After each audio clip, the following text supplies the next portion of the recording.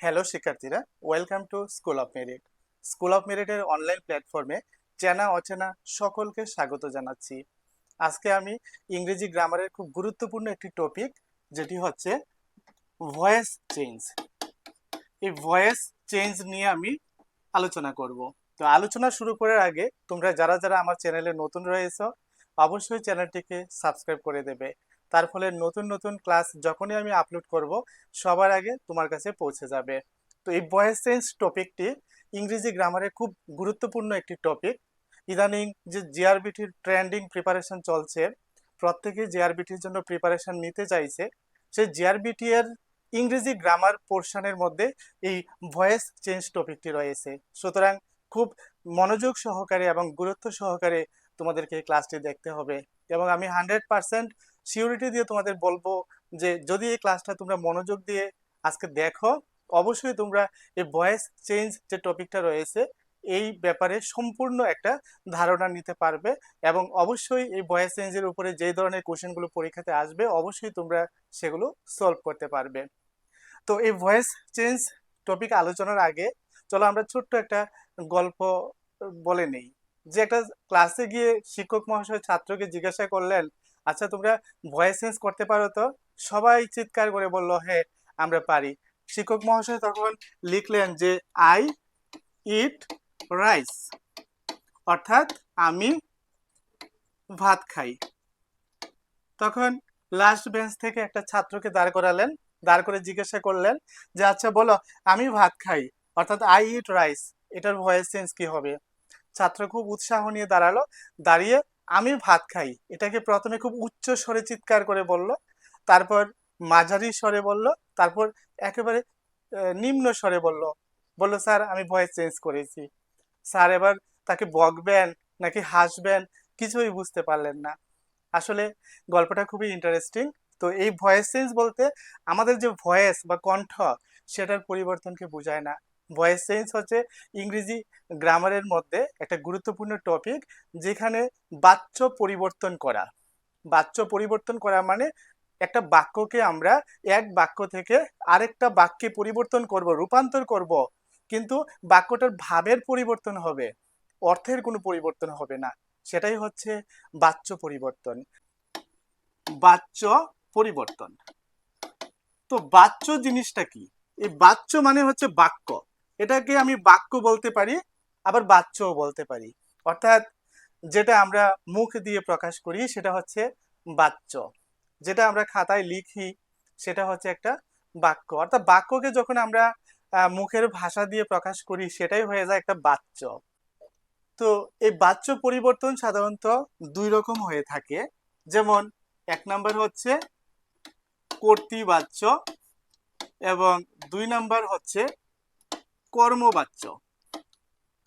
ইংরেজিতে এগুলোকে বলা হয় কর্তৃবাচ্য মানে অ্যাক্টিভ ভয়েস, আর কর্মবাচ্য মানে হচ্ছে প্যাসিভ ভয়েস। তো আমাদের শিখতে হবে এই অ্যাক্টিভ ভয়েস কোনগুলো আর প্যাসিভ ভয়েস কোনগুলো। যদি একটা সেন্টেন্স অ্যাক্টিভ ভয়েসে দেওয়া থাকে, এটাকে কিভাবে আমরা প্যাসিভ ভয়েসে কনভার্ট করব। তো তার আগে অ্যাক্টিভ ভয়েস কোনগুলো হবে আর প্যাসিভ ভয়েস কোনগুলো হবে এগুলো তোমাদের ভালো করে বুঝতে হবে। যেমন আমি এখানে দুইটা বাক্য লিখছি, তাহলে তোমাদের সেটা বুঝতে সুবিধা হবে। আমি এক নম্বর বাক্য লিখলাম যে আমি ভাত খাই। দুই নাম্বার একটা বাক্য লিখলাম আমার দ্বারা ভাত খাওয়া হয়। এই যে দুটা বাক্য লিখলাম, দুইটা বাক্যের অর্থ কিন্তু সেম, একই রকম।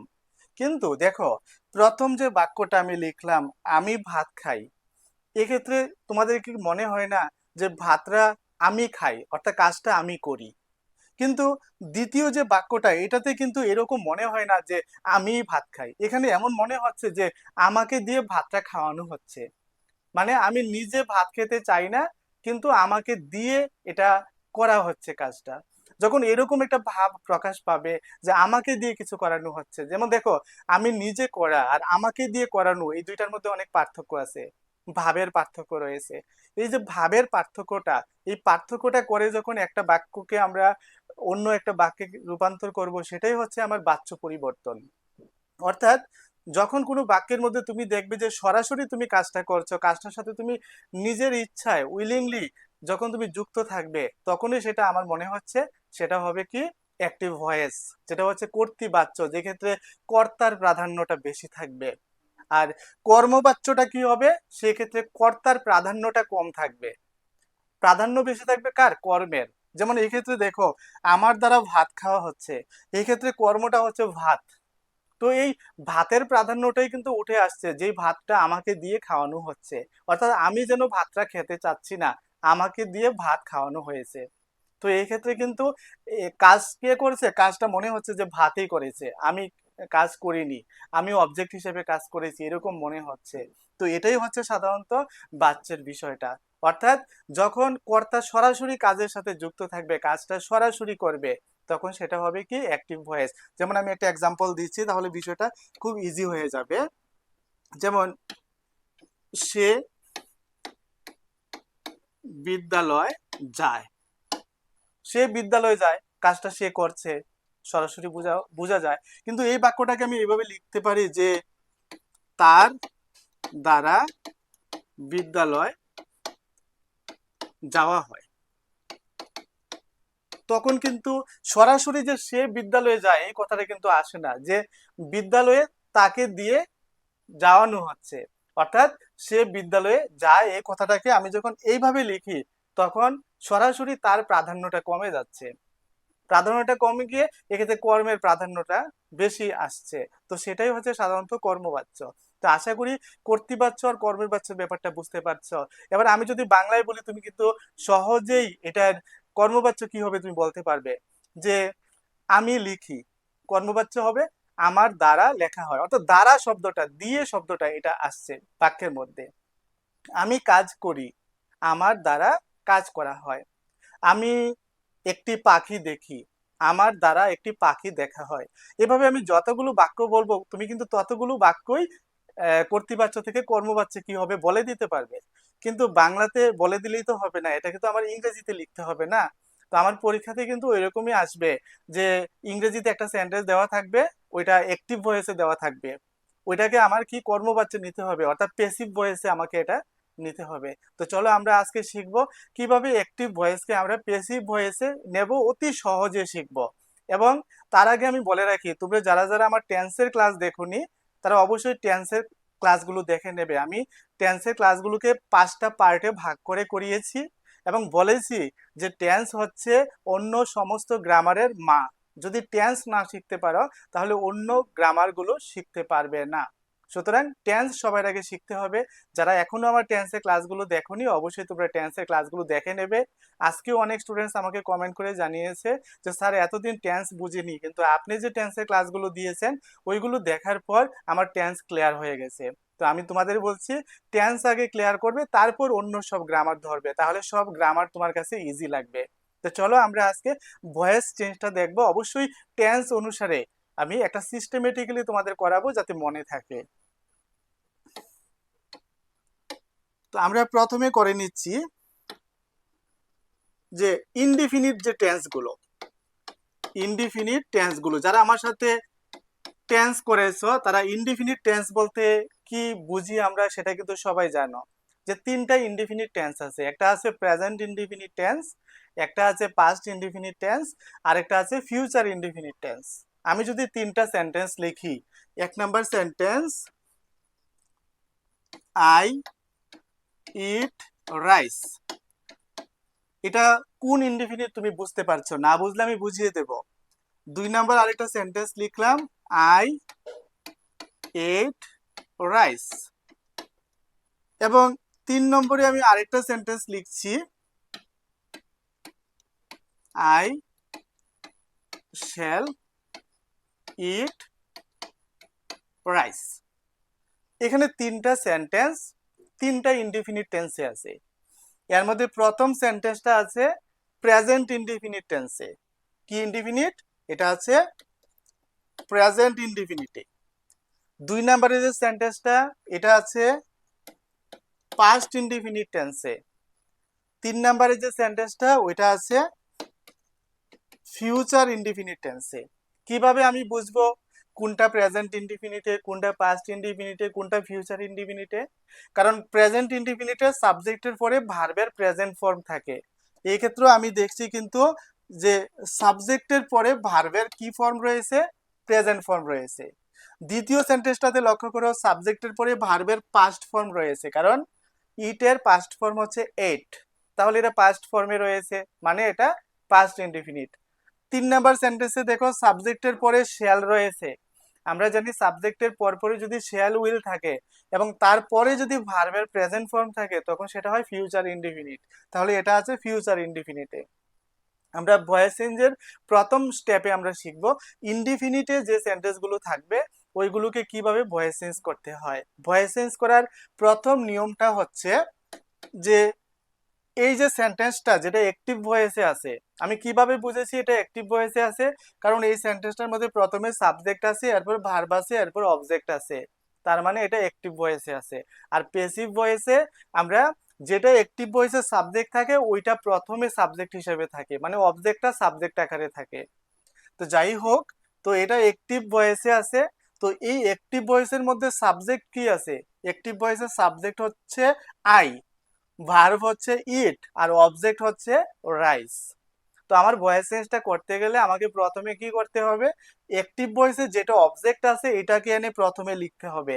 তার মানে আমি প্রথমে লিখবো কি? রাইস। তার মানে অ্যাক্টিভ ভয়েসে যেটা অবজেক্ট এটা হবে প্যাসিভ ভয়েসের সাবজেক্ট। আমরা সেন্টেন্স শুরু করি কি দিয়ে? সাবজেক্ট দিয়ে। সুতরাং যেহেতু আমি এখন এটা সেন্টেন্স শুরু করছি এটাকে আমি সাবজেক্টেই বলবো। তো অ্যাক্টিভ ভয়েসের অবজেক্টটা হয়ে গেল, প্যাসিভ ভয়েসে কি? সাবজেক্ট। এবার সাবজেক্ট লেখার পরে আমাকে কি করতে হবে?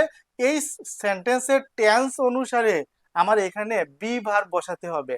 বি ভার্ব বা টু বি ভার্ব কোনগুলো?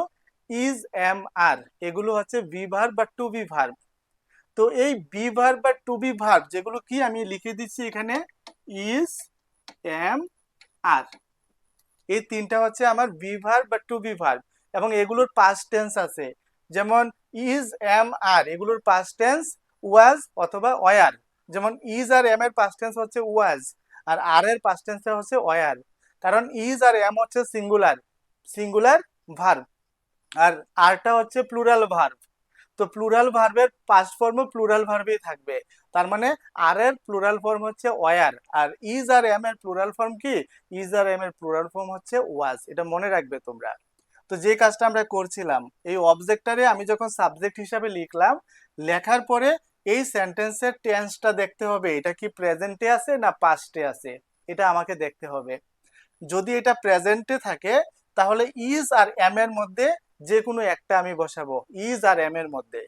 আর যদি এই ভার্বটা পাস্টে থাকে তখন আমি কি করব? ওয়াজ অথবা ওয়ার এর মধ্যে যে কোনো একটা ভার্ব বসাবো সাবজেক্টের সাথে মিলিয়ে। তো এই ক্ষেত্রে যেহেতু ভার্বটা প্রেজেন্টে আছে সুতরাং আমাকে ইজ অথবা এম এর মধ্যে থেকে একটা বেছে নিতে হবে। তো ইজ আর এম এর মধ্যে রাইসের সাথে কি ইজ হবে না এম হবে? তোমরা সবাই জানো যে এম বি ভার্বটা শুধুমাত্র আই এর সাথে হয়, আর কোনো সাবজেক্টের সাথে হয় না। যেমন আই এম, আর কোনো সাবজেক্টের সাথে he am, you am, we am এটা কখনোই তোমরা দেখবে না। সুতরাং এম শুধুমাত্র আই এর সাথেই হয়। তাহলে এম যদি না হয় রাইসের সাথে, তাহলে রাইসের সাথে কি হবে? ইজ হবে। তাহলে রাইস ইজ, রাইস ইজ। তাহলে আমার প্রথম কাজটা হচ্ছে অবজেক্টটারে সাবজেক্ট হিসেবে লেখা। 2 নাম্বার কাজ হচ্ছে টেন্সটা বিচার করে সে অনুসারে আমাকে বি ভার্ব বসানো। তো এই ক্ষেত্রে আমি বি ভার্ব বসালাম ইজ। এবার 3 নাম্বার নিয়মটা হচ্ছে যেটা ভার্ব এটার পাস্ট পার্টিসিপল লেখা। তো ইট ভার্বের পাস্ট পার্টিসিপল কি? ইট ভার্বের পাস্ট পার্টিসিপল হচ্ছে ইটেন।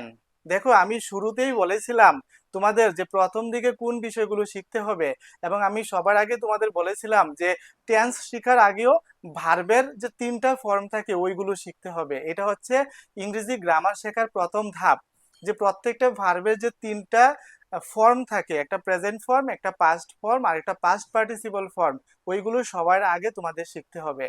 তো যাই হোক, এখানে ইট ভার্বের পাস্ট পার্টিসিপল হচ্ছে ইটেন, তাহলে আমাকে লিখতে হবে ইটেন। এইবার আমাকে লিখতে হবে বাই। তো আমি এবার লিখবো বাই। এটা প্যাসিভ ভয়েসের রুলস। এই যে প্যাসিভ ভয়েসে আমরা বাংলাতে সেন্টেন্স গুলো দেখেছিলাম যে আমি ভাত খাই, আমার দ্বারা ভাত খাওয়া হয়। এই যে দ্বারা কথাটা আসছে, এই দ্বারা শব্দটার ইংরেজি অর্থই হচ্ছে বাই, অর্থাৎ দ্বারার পরিবর্তে আমি এই বাই কথাটা ব্যবহার করছি। এবার বাই লেখার পরে এইবার অ্যাক্টিভ ভয়েসের যে সাবজেক্ট আছে এইটাকে আমরা প্যাসিভ ভয়েসে নিয়ে লিখবো। তো একটা কথা মনে রাখবে, অ্যাক্টিভ ভয়েসের সাবজেক্টকে যখন আমরা প্যাসিভ ভয়েসে নিয়ে লিখবো তখন একটু পরিবর্তন করে আমাকে লিখতে হবে। এই পরিবর্তনগুলো সবসময় একরকম ভাবে হয়। কিরকম?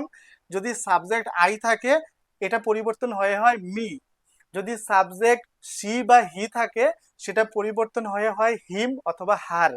এখানে যদি হি থাকে তাহলে হবে হিম, এখানে যদি সি থাকে তাহলে হবে হার, এখানে যদি উই থাকে সাবজেক্ট সেটা পরিবর্তন হয়ে হবে আজ। কথাগুলো মনে রাখবে কিন্তু। আর যদি ইউ থাকে কোনো পরিবর্তন হবে না, ইউটা সেম টু সেমই থাকবে। ঠিক আছে?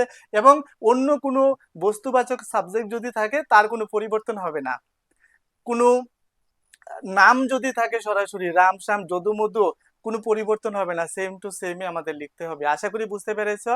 তো এগুলো প্রয়োজনে আমরা একটা চার্ট বানিয়ে দেব যে সাবজেক্টটা অবজেক্টে যে পরিবর্তন হয়, কি থাকলে কি হয়, এই চার্টটা তোমরা খাতায় নোট করে নেবে। তো যাই হোক, আমাকে এখন কি করতে হবে, যেহেতু সাবজেক্ট আই আছে আইটাকে পরিবর্তন করে লিখতে হবে। কি লিখতে হবে? আশা করি যারা মনোযোগ দিয়ে শুনেছো তারা কিন্তু বলতে পারছো মনে মনে। সুতরাং আই থাকলে আমি কি লিখবো? মি। তাহলে হয়ে গেল আমার ভয়েস চেঞ্জ। তাহলে আই ইট রাইস মানে আমি ভাত খাই, এটার প্যাসিভ ভয়েসটা হচ্ছে রাইস ইজ ইটেন, ভাত খাওয়া হয় বাই মি, আমার দ্বারা, মানে আমার দ্বারা ভাত খাওয়া হয়। হয়ে গেল আমার অ্যাক্টিভ ভয়েসটা প্যাসিভ ভয়েসে কনভার্ট। একই রকম ভাবে আবার সেকেন্ড সেন্টেন্সটা চলো আমরা করে নিই, তোমরাই করতে পারবে। প্রথমে কি লিখবো? অবজেক্টটাকে লিখবো, লিখছি রাইস। এবার কি লিখবো? এবার টেন্সটা বিচার করব কোন টেন্সে আছে। যেহেতু এইট আছে মানে পাস্ট টেন্সে আছে, তাহলে পাস্ট টেন্সে থাকলে আমি কি করব? ইজ এমার লিখবো না, ইজ এমারের পাস্ট ফর্ম লিখবো। তাহলে রাইসের সাথে পাস্ট ফর্ম কি হবে? ইজ এমারের পাস্ট টেন্স দুইটা আছে, একটা আছে ওয়াজ আর একটা আছে ওয়ার। তো রাইস সিঙ্গুলার না প্লুরাল? ভাত, এই ভাত শব্দটা সিঙ্গুলার না প্লুরাল? অনেকে ভাবে ভাতের মধ্যে তো অনেক চাল থাকে সুতরাং এটা প্লুরাল, কিন্তু এটা ভুল করবে। রাইস সবসময় সিঙ্গুলার, কারণ আমরা ভাতগুলো গনে গনে গনে গনে খাই না কিন্তু। সুতরাং এই রাইস দিয়ে একটা একটা চাল বোঝায় না, রাইস দিয়ে একটা সমষ্টি বোঝায় যেটা সিঙ্গুলার। বুঝেছো? আশা করি বুঝতে পেরেছো। তাহলে রাইসের সাথে কি হবে? ওয়াজ আর ওয়ার এর মধ্যে রাইস ওয়াজ। এবার এই যে এইট রয়েছে এটার পাস্ট পার্টিসিপল ফর্মটা, তাহলে ইট এইট ইটেন। মনে রাখবে প্যাসিভ ভয়েসে সবসময় ভার্বের পাস্ট পার্টিসিপল ফর্মই বসে, অন্য কোনো ফর্ম বসে না। আমার ভার্বটা যেই ফর্মে থাকুক না কেন, এটা প্রেজেন্ট ফর্মে থাকুক বা পাস্ট ফর্মে থাকুক বা ফিউচার ফর্মে থাকুক, সবসময় ভার্বের পাস্ট পার্টিসিপলটাই আমাকে কি করতে হবে? লিখতে হবে। তাহলে রাইস ওয়াজ ইটেন, এরপর আমাকে কি লিখতে হবে? ওয়াই।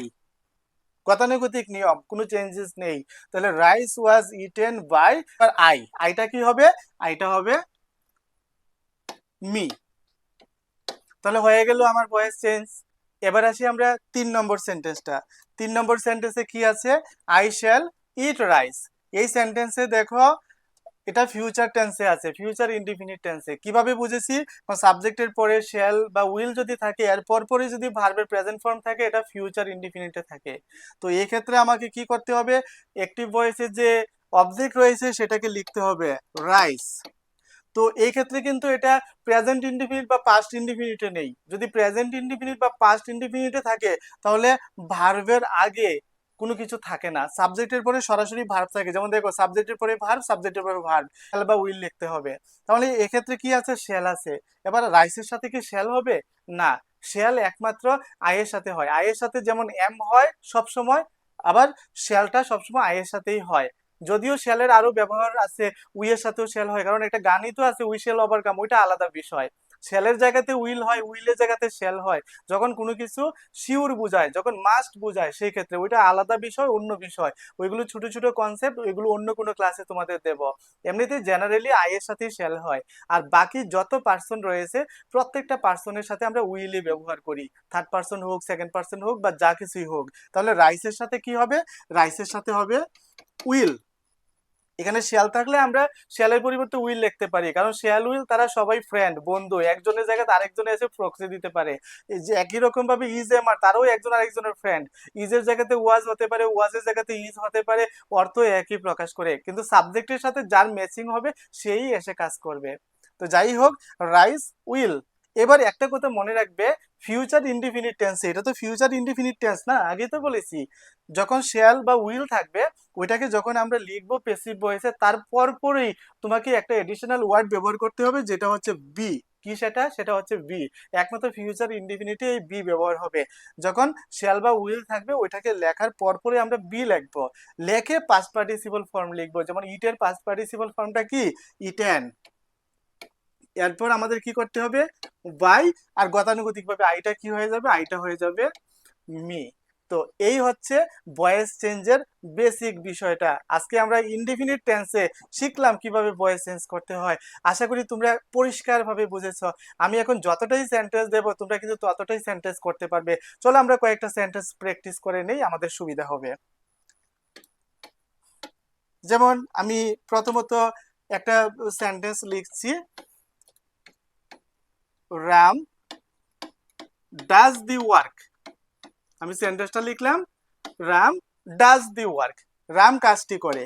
তাহলে চলো আমরা এটাকে প্যাসিভ ভয়েসে আমরা কনভার্ট করে নেই। তাহলে এই অ্যাক্টিভ ভয়েসের অবজেক্ট কি? অবজেক্ট হচ্ছে দি ওয়ার্ক। তাহলে এই দি ওয়ার্কটাকে আমরা প্যাসিভ ভয়েসের সাবজেক্ট হিসেবে লিখবো। তাহলে প্রথমে কি লিখবো? প্রথমে লিখবো আমরা দি ওয়ার্ক। এবার চলো আমরা টেন্স বিচার করে নেই। Ram does the work, Ram কাজটি করে। তাহলে এক্ষেত্রে সাবজেক্টের পরপরই ভার্বের প্রেজেন্ট ফর্ম আছে, তার মানে এটা হচ্ছে প্রেজেন্ট ইনডিফিনিটে। তাহলে প্রেজেন্ট ইনডিফিনিটে থাকলে ইজ, এম, আর, এই তিনটা থেকে একটা বসাতে হয় বি ভার্ব। তাহলে দি ওয়ার্কের সাথে ইজ হবে না এম হবে না আর হবে? দি ওয়ার্কের সাথে কি হবে? ইজ। এবার 3 নাম্বার রুলস, আমরা টু বি ভার্বটা লেখার পরপরই ভার্বের পাস্ট পার্টিসিপল লিখবো। তাহলে ডাজ আছে ভার্ব, ভার্বের পাস্ট পার্টিসিপলটা কি হবে? ডাজ মানে ডু, ডু এর পাস্ট পার্টিসিপল হচ্ছে ডু, ডিড, ডান। তাহলে আমাকে লিখতে হবে ডান। এরপরে কি লিখতে হবে? বাই। এবার রামটাকে কি করব? রামটাকে রামই রাখবো, কারণ রামের নাম পরিবর্তনের কোনো অধিকার আমার নেই। আমাকে লাঠি দিয়ে পেটাবে যদি কারোর নাম আমি পাল্টে দেই। এবার চলো আরেকটা এক্সাম্পল দিচ্ছি তোমাদের বোঝার সুবিধার জন্য। She wrote a letter. এটা কোন টেন্সে রয়েছে তোমরা সবাই বুঝতে পারছো? এটা রয়েছে পাস্ট ইনডিফিনিট টেন্সে, কারণ সাবজেক্টের পরপরই ভার্বের পাস্ট ফর্ম রয়েছে, কারণ এক্ষেত্রে মেইন ভার্বটা হচ্ছে রাইট, আর এখানে লেখা আছে রুট, তার মানে এটা পাস্ট ইনডিফিনিট টেন্সে রয়েছে। তো চলো আমরা ইনডিফিনিট টেন্সের রুলস অনুসারে এটা করব। তাহলে এক্ষেত্রে অবজেক্ট কোনটা? অবজেক্টটা ভার্বের পরপরই থাকে, তাহলে ভার্বের পরে কি আছে? A letter. তাহলে এই এ লেটারটা হবে আমার প্যাসিভ ভয়েসে কি হয়ে যাবে? প্যাসিভ ভয়েসের সাবজেক্ট লিখলাম আমরা এ লেটার। এবার টেন্স বিচার করে আমরা বি ভার্ব বসাবো। তো যেহেতু পাস্ট টেন্সে আছে ভার্বটা, সুতরাং বি ভার্বটা হবে ওয়াজ অথবা ওয়ার। তাহলে একটা চিঠি, একটা চিঠি তো সিঙ্গেল, একটা চিঠির সাথে ওয়ার হবে না, কি হবে? ওয়াজ। A letter was. এবার ভার্বের পাস্ট পার্টিসিপল ফর্ম, ভার্ব কি আছে? রুট, রুট ভার্বের পাস্ট পার্টিসিপল কি হবে? Written, written. এবার আমরা কি লিখবো? বাই। সি আছে, সি থাকলে এটা প্যাসিভ ভয়েসে কি হবে? সি থাকলে হবে হার। আশা করি বুঝতে পেরেছো।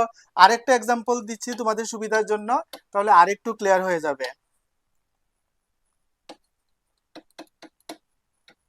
Mita will go there, Mita will go there, Mita সেখানে যাবে। তাহলে এটা কোন টেন্সে রয়েছে? এটা ফিউচার ইনডিফিনিটে রয়েছে, যেহেতু উইল রয়েছে এবং তারপর পরই ভার্বের প্রেজেন্ট ফর্ম রয়েছে, সুতরাং এটা ফিউচার ইনডিফিনিটে। তো সেই রুলস দিয়ে আমরা করব। তাহলে অবজেক্টটা কি? অবজেক্টটা হচ্ছে দেয়ার, দেয়ার মানে সেখানে। তাহলে আমরা প্রথমে লিখে নিচ্ছি দেয়ার। এবার কি করব? যেহেতু ফিউচার ইনডিফিনিটে আছে, এত কিছু চিন্তা করতে হবে না। এক্ষেত্রে উইল আছে, উইলের সাথে উইলের ফ্রেন্ড কি? শেল, শেল আর উইল। তো দেয়ারের সাথে শেল হবে না উইল হবে? দেয়ারের সাথে উইলই হবে। আর শেয়াল উইল যদি থাকে, মানে ফিউচার ইনডিফিনিট যদি থাকে, শেয়াল উইলের পরপরই আমাকে একটা এডিশনাল ওয়ার্ড ব্যবহার করতে হয়, সেটা কি? বি। তাহলে দেয়ার উইল বি। এরপর কি করতে হবে? ভার্বের পাস্ট পার্টিসিপল, ভার্বটা কি? গো, গো ভার্বের পাস্ট পার্টিসিপল কি হবে? গন। এরপর আমাকে কি করতে হবে? বাই লিখতে হবে এবার মিতা, মিতারও নামের কি পরিবর্তন হবে না, তাহলে মিতা মিতাই থাকবে। এই হচ্ছে আমার ভয়েস চেঞ্জ। আশা করি এবার ক্লিয়ার হয়ে গেছে। এবার চলো, আমি যে একটু আগে বলেছিলাম যে তোমাদের আমি একটা চার্ট দেখিয়ে দেব যে অ্যাক্টিভ ভয়েসে কোন সাবজেক্টটা প্যাসিভ ভয়েসে কি হয়ে যাবে। তো চলো আমরা দেখে নিচ্ছি। এই হচ্ছে অ্যাক্টিভ, এই হচ্ছে প্যাসিভ। এবার চলো আমরা দেখে নিচ্ছি। যদি অ্যাক্টিভ ভয়েসে সাবজেক্টটা আই থাকে, আইটা প্যাসিভ ভয়েসে গিয়ে কি হবে, আইটা হয়ে যাবে মি। যদি অ্যাক্টিভ ভয়েসে সাবজেক্টটা থাকে হি, প্যাসিভ ভয়েসে হয়ে যাবে কি, এটা হয়ে যাবে হিম। যদি অ্যাক্টিভ ভয়েসে থাকে শি, সেটা প্যাসিভ ভয়েসে কি হয়ে যাবে, সেটা হয়ে যাবে হার। এগুলো কিন্তু মনে রাখবে তোমরা, এগুলো ছাড়া ভয়েস চেঞ্জ করতে পারবে না, ভুল হয়ে যাবে। এবার চলো, যদি অ্যাক্টিভ ভয়েসে ইউ থাকে, ইউ থাকে, সেটা প্যাসিভ ভয়েসে ইউই হবে, আর কোনো পরিবর্তন হবে না। যদি অ্যাক্টিভ ভয়েসে উই থাকে, সেটা প্যাসিভ ভয়েসে আজ হয়ে যাবে। আর যদি অ্যাক্টিভ ভয়েসে কারোর নাম থাকে, অ্যাক্টিভ ভয়েসে যদি কারোর নাম থাকে, প্যাসিভ ভয়েসে নামটা নামই থাকবে, কোনো পরিবর্তন হবে না।